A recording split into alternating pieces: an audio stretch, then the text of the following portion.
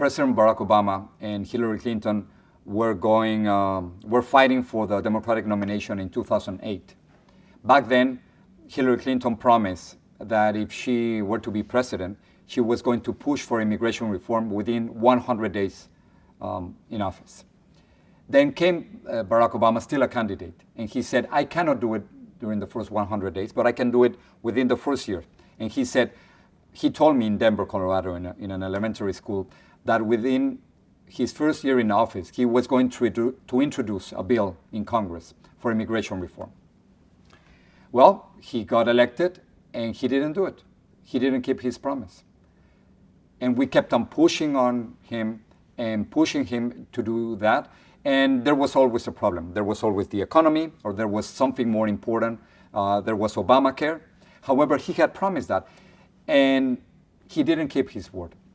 So when he looked for re-election in 2012, I thought that was going to be my only opportunity to ask him in public about that. And I told him we were doing a forum in Spanish, but I thought I got to ask him that in English, otherwise it's not going to have the same impact.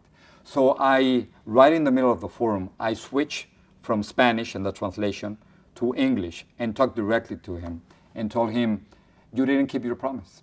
I told him that he had promised something and that many Latinos were frustrated and upset with him. And he gave me a political answer. But the fact is that he didn't keep his promise. And our job as a reporter was to ask that question and to push the president and make everybody see that he wasn't keeping his promise. Mm. I think because of that, eventually he changed his position, because obviously there was not going to be immigration reform. He could have done it in 2009. He didn't do it. Then the Congress changed. He didn't have the majority with Republicans and Democrats. And therefore, the only possibility for him to do something was with an executive action. He helped the so-called dreamers, undocumented students who came here when they were very young with their parents.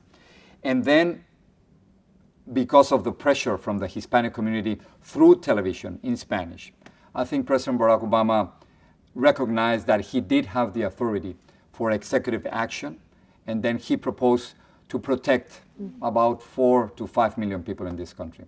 But that was done, I think, through a lot of pushing and through asking tough questions on TV.